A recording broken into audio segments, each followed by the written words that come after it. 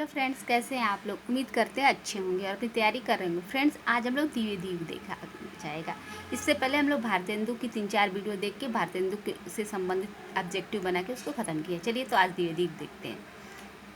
द्विवेदी युग, जागरण, सुधार काल। भारतेंदु युग यदि आधुनिक काल का प्रवेश द्वार है तो द्विवेदी युग उसका विस्तृत प्रांगण, जहां उन प्रवृत्तियों को विकसित एवं पल्लवित होने का अवसर प्राप्त हुआ जो भारतेंदु युग में प्रारंभ हुई थी। विशेषतः भारतीय जनमानस में स्वदेशानुराग एवं नव जागरण के जो बीज भारतेंदु युग में अंकुरित हुए थे, वे द्विवेदी युग में पूर्ण पल्लवित होकर सामने आ गए। द्विवेदी युग आचार्य महावीर प्रसाद द्विवेदी के नाम पड़ा था। इसे जागरण सुधार काल भी कहते हैं। भारतेंदु युगीन साहित्यकार जहां भारत दुर्दशा पर दुख प्रकट करके रह गए थे, वहीं द्विवेदी युगीन कवियों ने देश की दुर्दशा के चित्रण के साथ साथ देशवासियों को स्वतंत्रता प्राप्ति की प्रेरणा भी दी। उन्हें आत्मोत्सर्ग एवं बलिदान का मार्ग भी दिखाया। आइए द्विवेदी युग की प्रवृत्तियों को देखते हैं। द्विवेदी युग की राजनीतिक चेतना का पहला बिंदु है राष्ट्र। भारत के गौरवमय अतीत स्मरण किया गया। भारत भारती इसका प्रमाण है। द्विवेदी युग के सामाजिक मूल्यों के केंद्र में एक परंपरागत नैतिक बोध विद्यमान है। नवजागरण की चेतना आत्ममंथन की चेतना है। राष्ट्रीयता की भावना के साथ साथ सामाजिक समस्याओं का चित्रण किया गया है। द्विवेदी युग की महत्वपूर्ण उपलब्धि काव्य भाषा के रूप में खड़ी बोली का प्रयोग है। द्विवेदी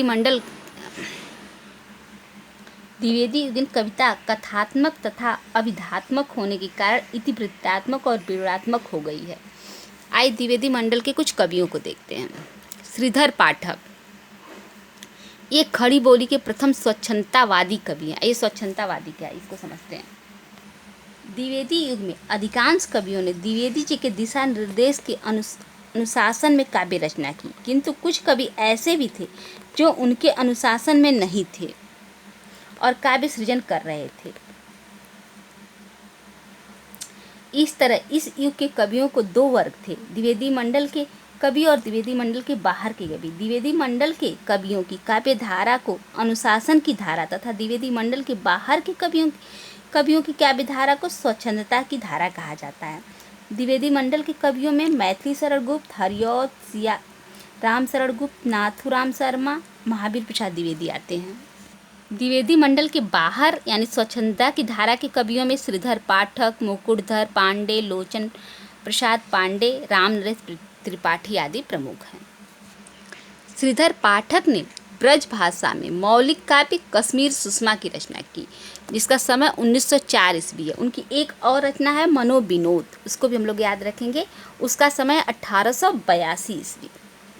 उनकी अन्य रचनाओं को देखते हैं।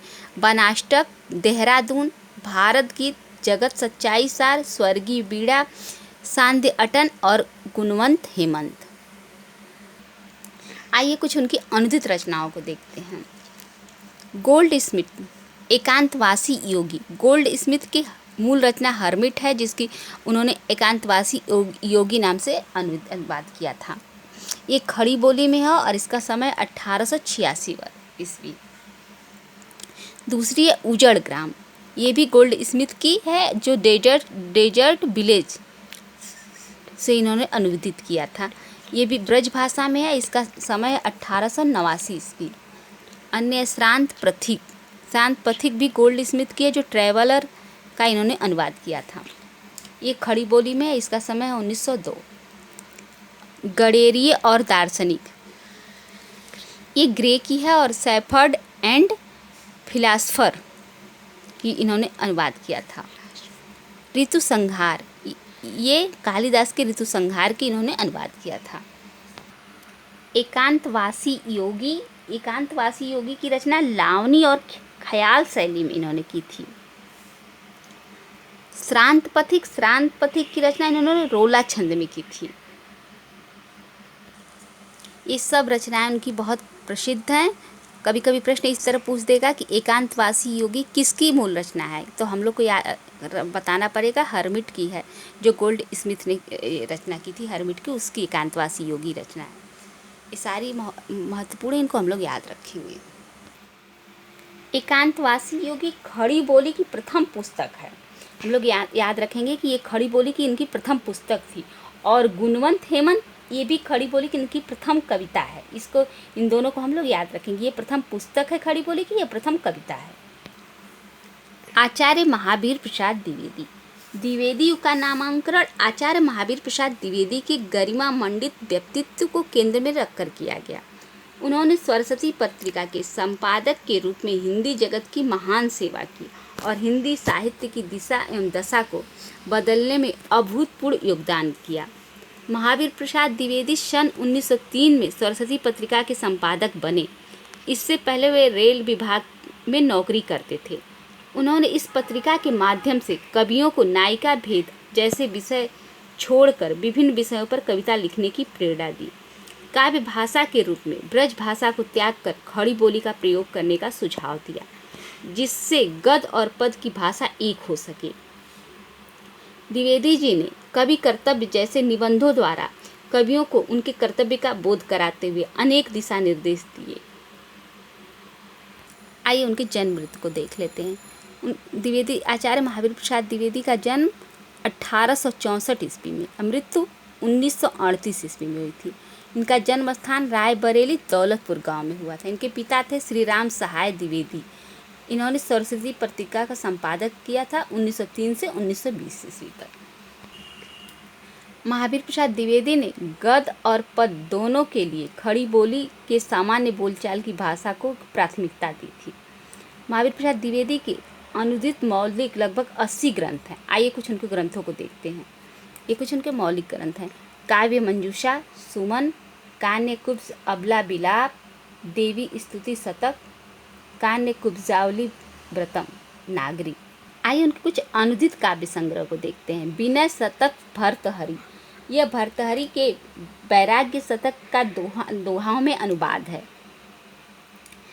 बिहार बाटिका, ये जयदेव के गीत गोविंद का संक्षिप्त अनुवाद है। स्नेहमाला, ये भर्तहरि के श्रृंगार शतक के दोहों का अनुवाद है। गंगा लहरी, ये पंडित राज जगन्नाथ की गंगा लहरी का सवैया में अनुवाद है। ऋतु तरंगिणी, ये कालिदास के ऋतु संहार का छायानुवाद है। आइए द्विवेदी जी के प्रसिद्ध कविताओं के शीर्षकों को देखते हैं। स्वर्गो नरक ठिकाना नाही, विधि विडम्बना, हे कविते नागरी तेरी यह दशा, अयोध्या का विलाप आदि इनकी कविता की शीर्षक है। आइए महावीर प्रसाद द्विवेदी जी क्या लिखा है उनको देखते हैं।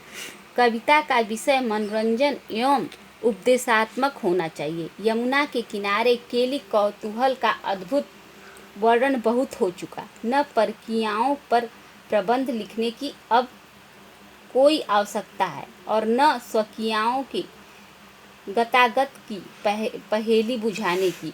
चींटी से लेकर हाथी पर्यंत, भिक्षुक से लेकर राजा पर्यंत, मनुष्य बिंदु से लेकर समुद्र पर्यंत, जल अनंत, आकाश अनंत, पृथ्वी अनंत, पर्वत सभी पर कविता हो सकती है। ये महावीर प्रसाद द्विवेदी जी ने कहा है। महावीर प्रसाद द्विवेदी ने संपत्ति शास्त्र, हिंदी महाभारत और बेकन विचार रचनावली का अनुवाद किया है। उनके निबंध है रसज्ञ रंजन, लेखनांजलि, कवि कर्तव्य। उनकी समालोचना है हिंदी भाषा की उत्पत्ति, कालिदास की निरंकुशता, कालिदास और उनकी कविता, सुकवि संकीर्तन, साहित्य संदर्भ। ये सब हम जब और विधा पढ़ेंगे तो इसमें हम लोग और अच्छे से देखेंगे। आइए सरस्वती पत्रिका को देख लेते हैं। सरस्वती पत्रिका 1900 में सरस्वती मासिक पत्रिका थी, जो कि इसके चिंतामणि घोष ने इसे प्रकाशित करने के लिए एक संपादक मंडल बनाया। घोष जी इंडियन प्रेस प्रयाग में स्वतंत्राधिकारी थे। प्रारंभ में सरस्वती के संपादक मंडल में श्याम सुंदर दास, राधा कृष्ण दास, जगन्नाथ दास, कार्तिक प्रसाद और किशोरी लाल गोस्वामी थे। 1901 में वे संपादन कार्य से अलग हो गए। तब 1903 में द्विवेदी जी ने इस कार्य का संपादन संभाला था।